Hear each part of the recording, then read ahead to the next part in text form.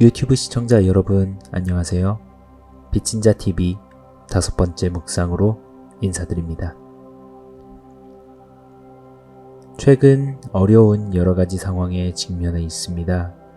특히나 나라를 위해서 기도하는 밤입니다.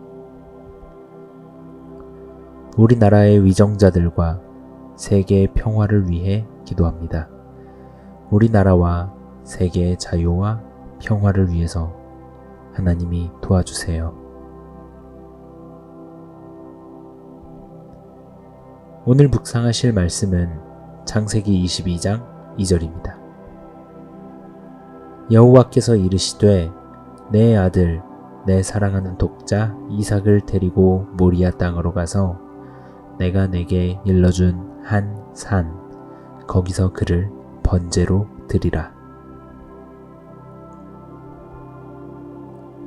아브라함이라는 사람이 있었습니다. 그는 나이가 100세가 다 되어가도록 아들 하나 없었습니다. 물론 하갈이라는 첩으로부터 얻은 하나의 아들이 있긴 했습니다만 아내로부터 얻은 아들은 아니었죠. 하지만 아브라함은 아내인 사라로부터 얻게 될 아들을 계속 기도하며 기다리고 있었습니다. 왜냐하면 하나님은 아브라함에게 사라를 통해서 아들을 얻게 될 것이라 약속하셨기 때문이죠. 그리고 사라를 통해서 낳게 될 그 아들이야말로 아브라함의 뒤를 이어 하나님의 구원의 경륜을 이어나갈 자이며 그 아들을 통해서 이스라엘이라는 민족을 이루어 열방 가운데 하나님의 살아계심을 보이실 것이라 약속했습니다. 하나님은 반드시 이 약속을 지키겠노라 약속하시며 스스로 이 약속을 지키지 않으면 찢겨져 죽은 짐승처럼 되겠다는 의미를 지닌 일종의 의식도 행하십니다. 그리고 결국 아브라함은 그렇게 이삭을 얻게 됩니다. 당시 아브라함의 나이 100세, 아내인 사라의 나이는 90여 세로 추정합니다. 이미 아이를 출산할 수 없을 정도로 늙은 나이였던 사라의 몸에서 이삭이 태어나게 하셨으니 가히 불가능을 가능케 하시는 하나님의 기적이라 할 수 있겠습니다. 이 이삭에서부터 나오는 후손들이야말로 아브라함의 씨라 부를 것임을 하나님은 약속하셨습니다. 오늘의 이야기는 많은 분들이 교회에서 익히 들어 잘 알고 있는 말씀이라 생각됩니다. 잘 모르시는 분들을 위해서 오늘의 말씀의 이야기를 간략하게 설명해 드리겠습니다. 어느 날 하나님은 아브라함을 시험하기 위해 그에게 말씀하셨습니다. 너의 아들, 너의 사랑하는 독자 이삭을 번제로 드리라. 그리고 아브라함은 그 명령대로 행합니다. 아침 일찍 일어나 나귀의 안장을 지우죠. 종 2명을 데리고 이삭과 함께 번제에 사용할 나무를 쪼개고 길을 떠납니다. 그리고 하나님이 말씀하신 장소에 도착해 종들에게 이야기합니다. 너희는 나귀와 함께 여기서 기다려라. 나와 이삭만 함께 올라가서 예배하고 우리가 너희에게 돌아오마. 그리고는 번제에 사용할 나무를 이삭에게 들게 하고 아브라함은 불과 칼을 손에 든 채 산을 올라갑니다. 아들인 이삭이 이야기합니다. 아버지, 번제에 사용할 나무와 불은 있는데 왜 제물이 없는 겁니까? 아브라함은 대답했습니다. 번제할 어린 양은 하나님께서 친히 준비하실 테니 걱정 말거라. 그리고는 모든 준비가 끝나자 아브라함은 이삭을 결박하고 죽이기 위해서 칼을 꺼내어 듭니다. 바로 이때 여호와 하나님의 사자가 하늘로부터 아브라함을 부릅니다. 아브라함아, 아브라함아, 그 아이에게 손대지 말라. 너의 아들 독자까지도 아끼지 않았으니 이제 하나님을 경외하는 줄을 아노라. 그리고 아브라함이 주위를 살펴보니 수풀에 뿔이 걸려있는 순양이 있어 그 양을 가져다 번제를 드렸습니다. 그리고 아브라함은 다시 한번 복의 약속을 받게 됩니다. 여호와께서 이르시기를 내가 나를 가리켜 맹세하노니 내가 이같이 행하여 내 아들 내 독자도 아끼지 아니하였은즉 내가 내게 큰 복을 주고 내 씨가 크게 번성하여 하늘의 별과 같고 바닷가의 모래와 같게 하리니 내 씨가 그 대적의 성문을 차지하리라. 또 내 씨로 말미암아 천하 만민이 복을 받으리니 이는 내가 나의 말을 준행하였음이니라 하셨다. 이것이 오늘의 본문의 이야기, 아브라함과 이삭의 이야기입니다. 그렇지만 우리가 이 이야기를 접하며 마음 깊은 곳에서 올라오는 몇 가지의 의문을 떨쳐버리기는 어렵습니다. 먼저 첫 번째로 왜 하나님은 아브라함을 시험하셨는가입니다. 그리고 하나님이 인신 제사를 요구하시다니 이건 하나님답지 않다는 생각입니다. 이 두 질문에 대해서 우리는 어떻게 성경을 바라봐야 할까요? 먼저 오늘 이야기의 시작 부분에서 성경은 이렇게 이야기합니다. 그 일 후에 하나님이 아브라함을 시험하시려고 그를 부르시되, 즉 애당초 오늘의 이야기는 처음부터 하나님이 아브라함을 시험하려는 의도가 있었다는 것입니다. 그럼 하나님은 왜 아브라함을 굳이 시험해야 했을까요? 그런 시험이 없더라도 아브라함은 이미 하나님의 약속을 받은 사람이었고 또한 후대의 이스라엘의 사람들과 구원받은 모든 사람의 믿음의 조상이 될 수 있지 않았을까요? 능치 못하신 것이 없으신 하나님이 왜 아브라함에게 시험을 요구하신 것일까요? 이 내용에 대한 답을 얻기 위해서 한 이야기가 도움이 될까 싶어 준비했습니다. 자수성가한 어느 대기업 회장이 있었습니다. 그에겐 아들이 하나 있었죠. 대기업의 회장이었지만 아들만큼은 아무런 의무도 없이 그 권리와 특혜를 누리게 하고 싶진 않았습니다. 물론 회장은 아들을 자신의 권한으로 높은 직위의 직책까지 단 한 번에 올려놓을 수도 있었을 것입니다.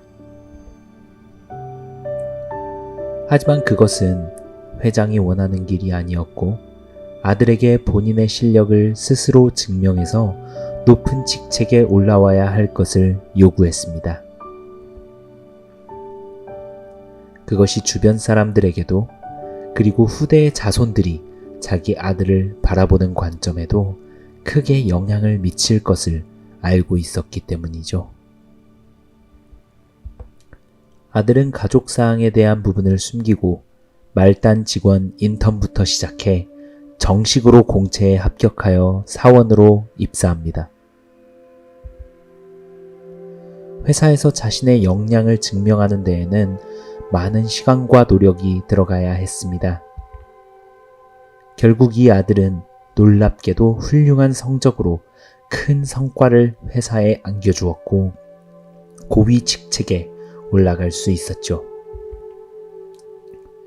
훗날 이 아들이 회장의 아들이었다는 사실이 밝혀졌을 때에도 아무도 그에게 의혹을 제기할 수 없었습니다.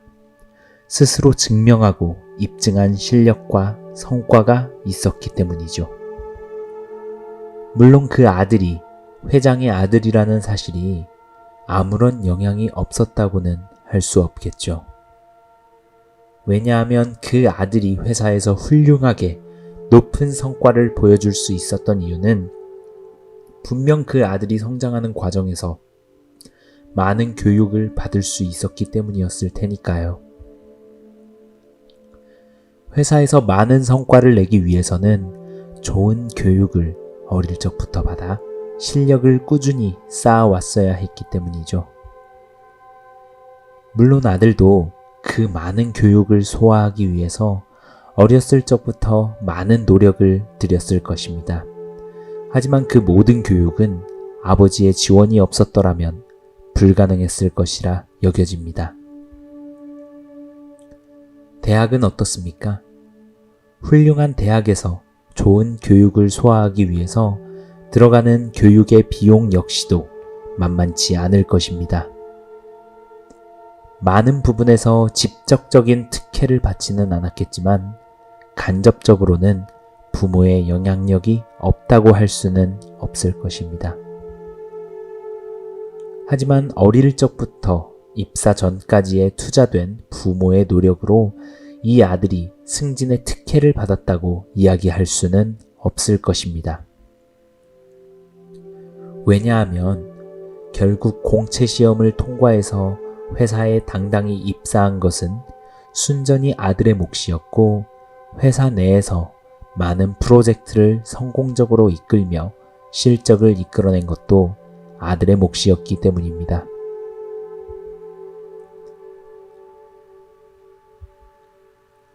하나님은 아브라함을 부르시고 그를 모든 믿는 자들의 조상으로 택하셨습니다. 그를 믿음의 조상으로 택하신 것은 물론 하나님의 전적인 은혜입니다. 믿음의 조상, 이 얼마나 위대한 칭호입니까? 전적인 하나님의 은혜입니다. 왜 단군 할아버지가 아닌 아브라함이어야 합니까? 왜 한국인이 아닌 이스라엘이어야 합니까? 라고 항의하신다면 이는 왜 내가 아닌 저 아들은 회장의 아들로 태어난 것입니까? 이렇게 항의하는 것과 마찬가지라고 볼 수 있습니다. 그건 그냥 하나님의 은혜이고 하나님의 주권입니다. 거기에 대해서는 우리가 왈가왈부할 영역이 아닙니다.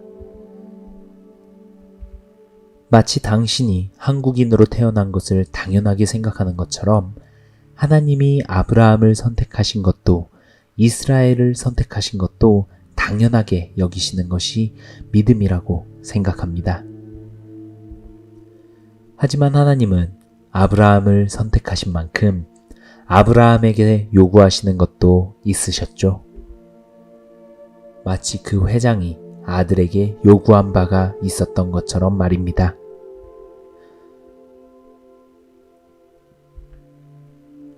아브라함은 훌륭하게 하나님이 원하셨던 시험의 답을 이미 가지고 있던 사람이었습니다. 물론 그 답을 가질 수 있게 되기까지는 많은 교육과 훈련의 시간이 있었습니다. 본토 아비의 집을 떠나라는 하나님의 명령이 있었음에도 불구하고 조카 롯을 데려오는 사건도 있었습니다. 죽을 것을 두려워해 파라오에게 자신의 아내를 누이라 속였던 사건도 있었고 이삭을 낳을 것을 기다리지 못해 86세가 되던 때에 이스마엘을 갖게 되는 믿음이 부족한 결정을 하기도 합니다. 회사에 입사해서 자신의 실력을 입증하게 되기까지 회장의 아들은 부족한 모습에서 많은 교육을 받고 성장해야만 했던 것처럼 아브라함 역시도 하나님의 부르심을 받은 자였지만 하나님이 이끄는 성장의 시간이 있어야만 했습니다. 그리고 이삭을 번제로 바치는 시험이야말로 이제 아브라함이 믿음의 조상이 될 수 있을 만한 그릇임을 온 천하와 후대의 사람들 그리고 믿음의 후예들 심지어는 아브라함을 서둘러 말린 하나님의 사자에게까지 보여주는 마지막 피날레였던 것이죠. 내가 이제야 내가 하나님을 경외하는 줄을 아노라. 이제 아브라함은 하나님의 사자도 인정하는 신앙의 수준으로 성장하게 되었습니다. 어느 그 누구도 부인할 수 없는 명실상부한 믿음의 조상임을 스스로 입증한 것입니다.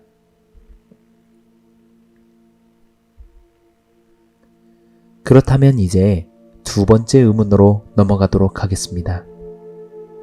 왜 하나님은 당시의 몰렉 신앙과 같은 인신 제사를 원하셨던 것일까요?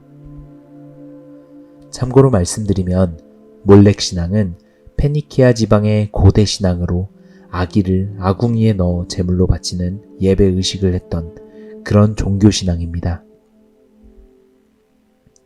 하나님답지 않습니다. 윤리적이지도 않습니다.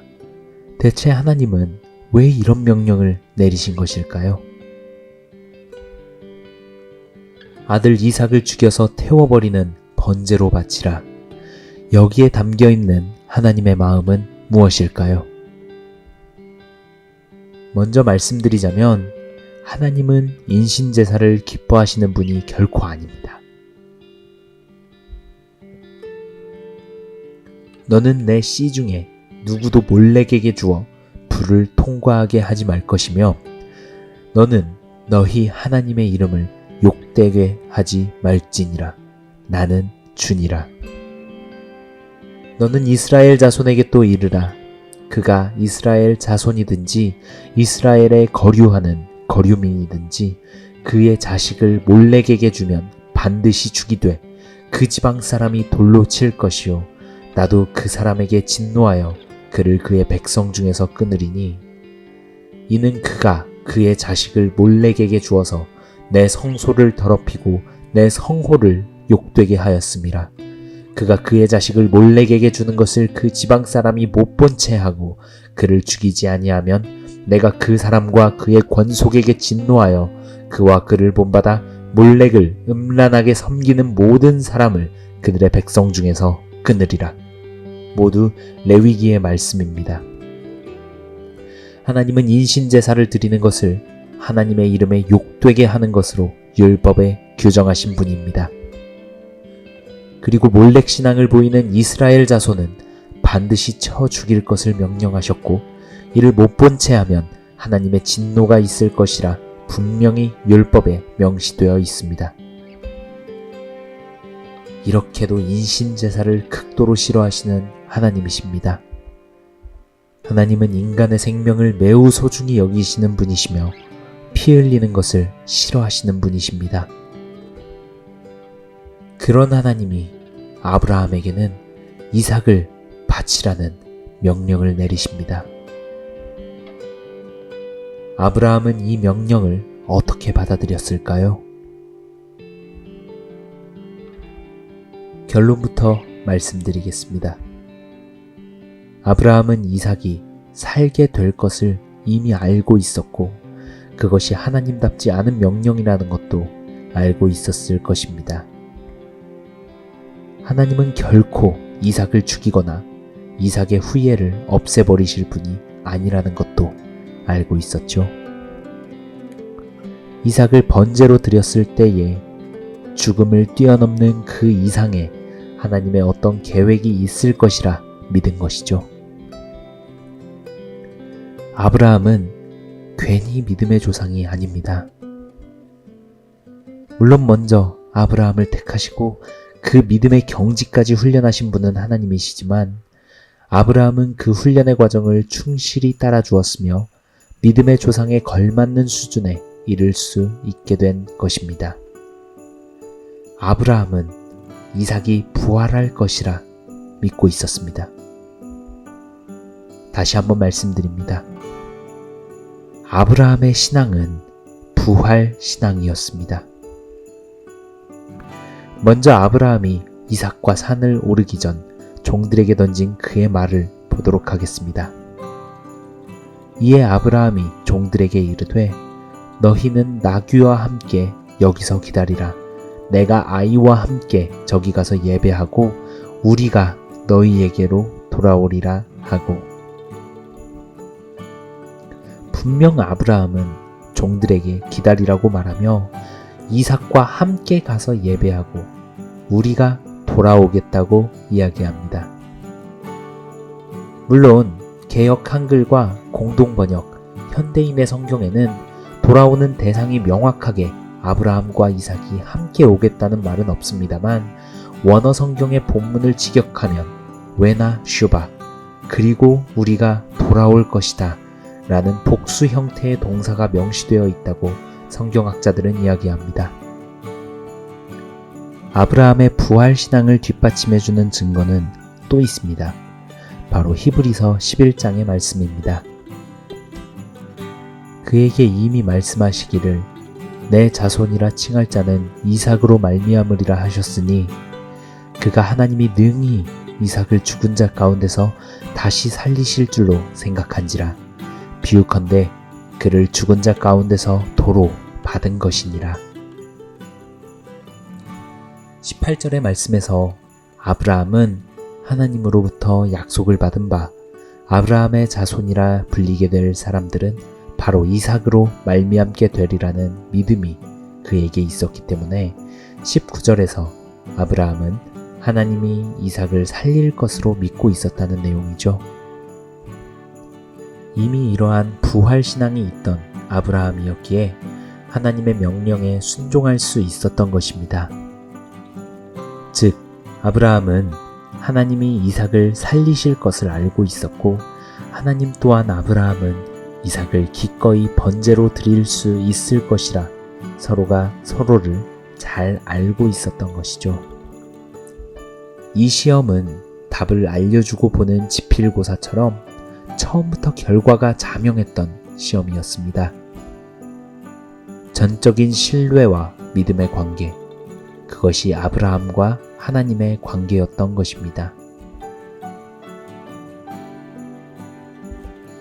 성경을 읽으며 아브라함의 이야기가 나올 때면 저에게 속삭이는 하나님의 음성이 들리는 듯합니다. 그때 아브라함과 함께 보냈던 시간은 참으로 소중한 추억이었단다. 아브라함은 나의 마음을 정말 잘 알고 있었고 그렇게 되기까지 참 많은 훈련의 시간이 필요했지. 아브라함은 기꺼이 그 훈련을 잘 견뎌줬고 그 점에 대해서는 아브라함에게 정말 고마운 마음이야.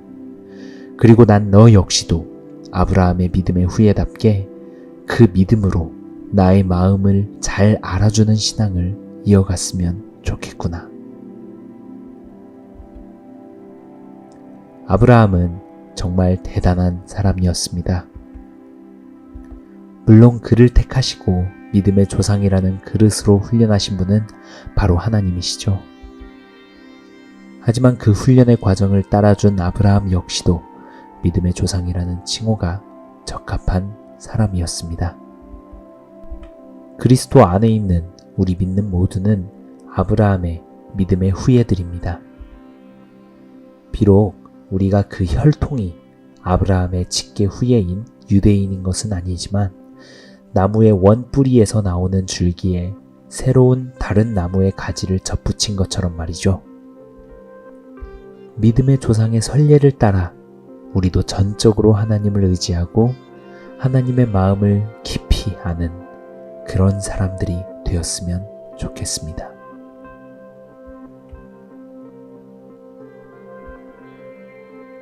오늘 묵상은 여기까지입니다.